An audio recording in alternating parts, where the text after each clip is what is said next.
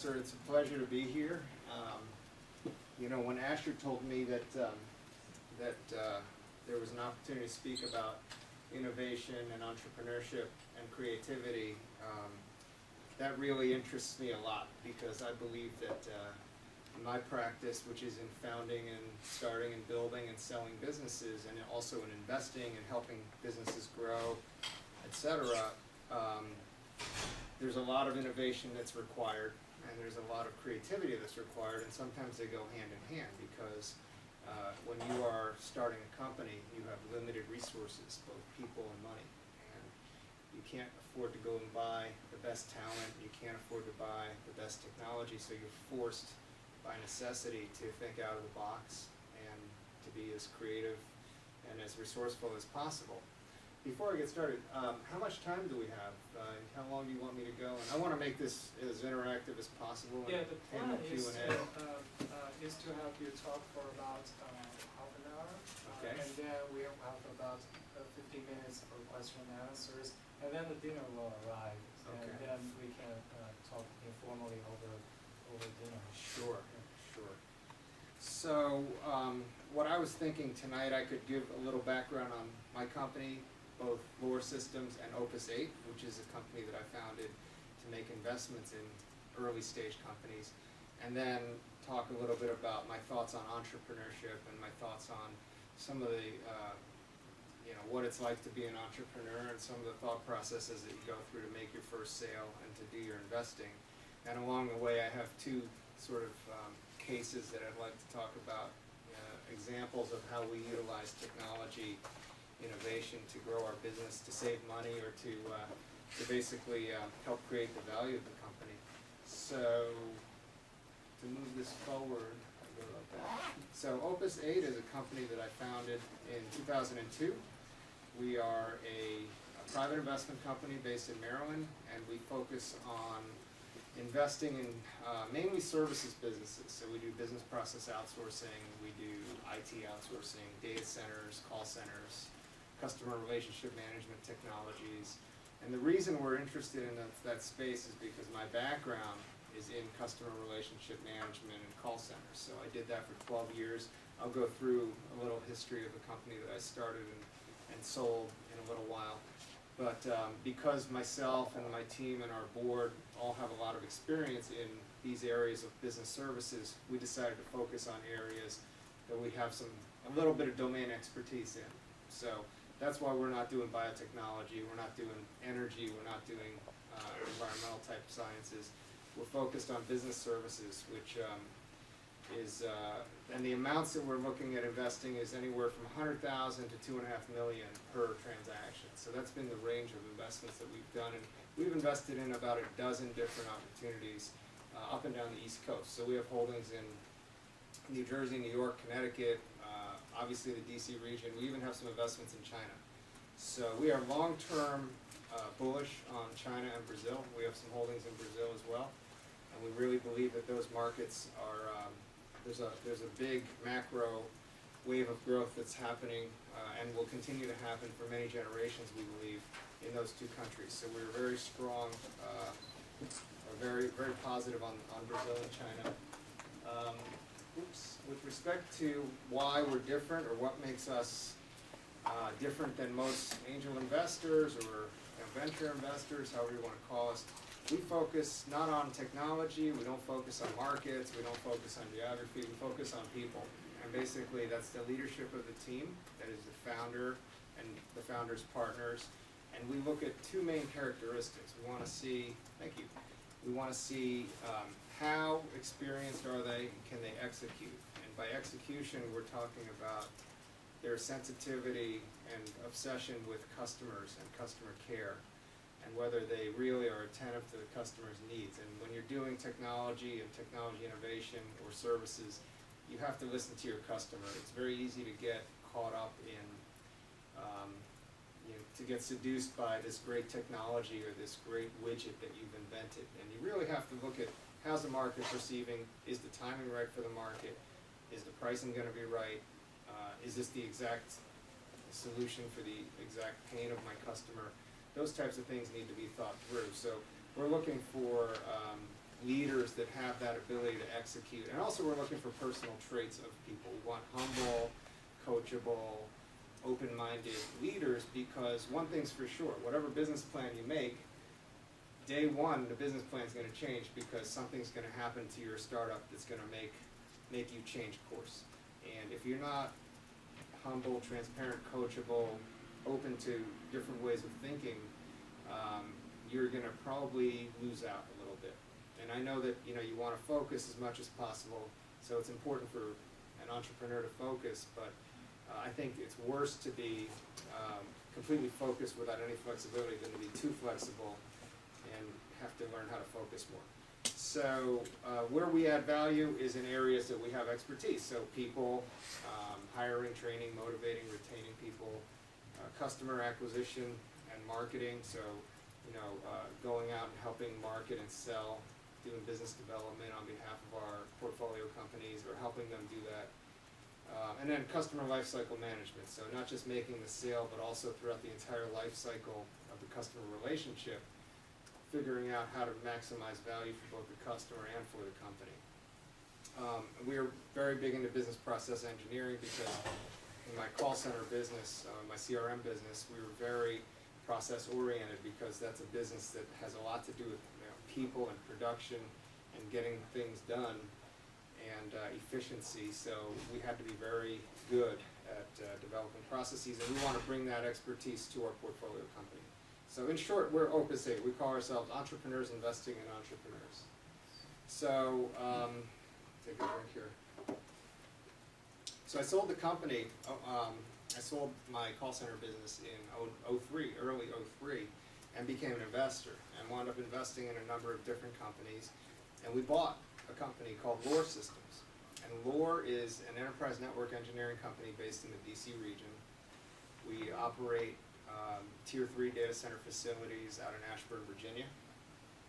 And we serve over 200 commercial, NGO, SMB, and government customers. We are a leader, we think, in cloud computing, and by cloud computing I mean infrastructure as a service and platform as a service. Our infrastructure as a service offering was something that was developed out of necessity several years ago, about 8 years ago. And I can come back to that when I'm done telling you a little bit about Lore, because that's a good example of innovation and how we were able to navigate the waters a little bit to be resourceful. We do managed hosting, co-location, and basically anything having to do with IT networks. So we do the design and architecture, the implementation, we do the support, ongoing management and maintenance of networks and servers, etc. We are in the process of certifying for a hub zone, which is a historically underutilized business zone certification from the U.S. Small Business Administration. And we expect that certification within the next 45 to 60 days. And upon receiving that certification, we will be the only Tier 3 data center hub zone company in the United States. And what that means is that allows us to qualify for hub zone set-asides on IT services contracts that have been given to the federal government, mostly civilian agencies, award to contractors. And we can also sole source bids using the hub zone hunting license, and we'll also be able to bid on hub zone only opportunities. And of course we're going to continue bidding on full and open opportunities as well. And our differentiator in the IT world is that we do things, we make IT easier, friendlier, and more reliable, which is sort of the customer care person in me.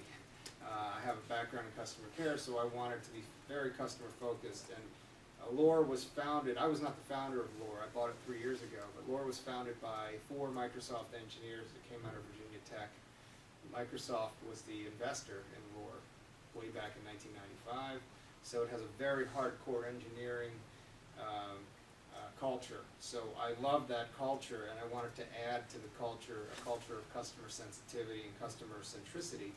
So we said we're going to be easier to deal with, which most IT companies are not, friendlier, which is antithetical to the way IT companies treat their customers, and more reliable. So a lot of IT companies in the managed services space are not reliable, and we said that's one thing we could do to be better than the other guy. So I wanted to just talk a little bit about the company that got me to where I am today.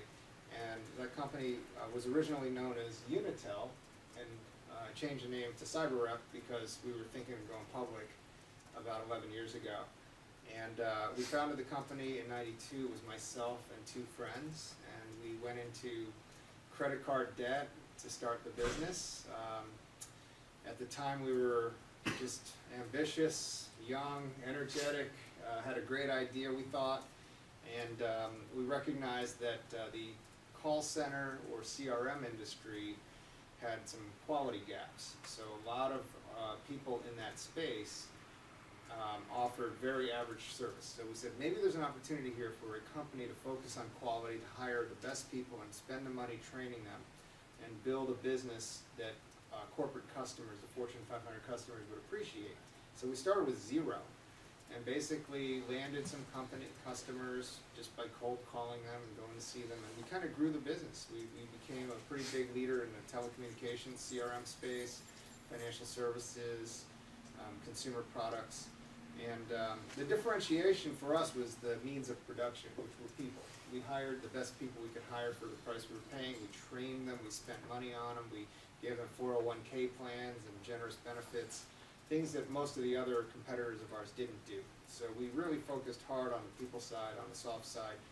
On the capital side, we raised 3 rounds of capital with a local publicly traded business development company called Allied Capital, which is no longer in business, but they wound up owning almost a third of the company for $21 million in mezzanine and some equity. And then I sold the company to ACS, which is a publicly traded company back in '03. They were a Fortune 500, and last year they were acquired by Xerox Corp. So they're now part of Xerox. So ACS does a lot of government contracts. Yes, they do. Because I remember in the 1990s, I was doing some consulting work for Lockheed Martin. Yes. Lockheed Martin wanted to be the next Accenture or That's right. or IBM Global Services, and they were seriously thinking about acquiring ACS at that time. Right. I think they wound up buying the ACS government business, and ACS bought the state and local business from Lockheed. I think it was a swap. This was right after we sold our company to them too. Now ACS had 3 divisions. They had federal, which you're familiar with. They had a state and local division, and they had a commercial division. So we sold to the commercial divisions of ACS. But and also, by the way, in 1992, was this term CRM around? no, it wasn't. Not No. at all. Call center wasn't around. Yeah. The word outsourcing didn't exist back then. It was all about, people didn't call it outsourcing. They didn't, offshoring, onshoring, none of those terms existed. It was just called telemarketing, was basically the word. That was the year when SAP had this first client-server version of enterprise ERP system called R3 in 1992. Wow. So Wow. that was the... You're older than you look. I studied the history of technology. Oh, okay. All right, I see.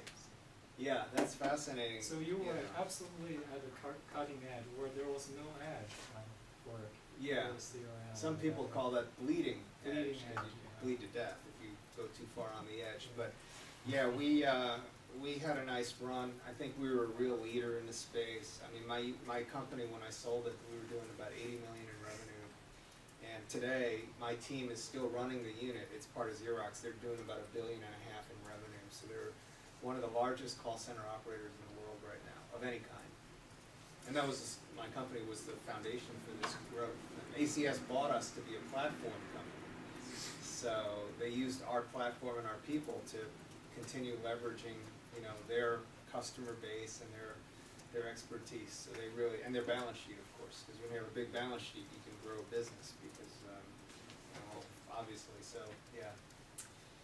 Just to give you an idea of some of the growth of my company, we started the business in '92, and it took us 3 years to get to $3 million in revenue. And then from there, and we had 1 location and about 65 employees in McLean, Virginia. And a year later, we expanded to a location in Maryland and 1 down in Florida. And we almost more than doubled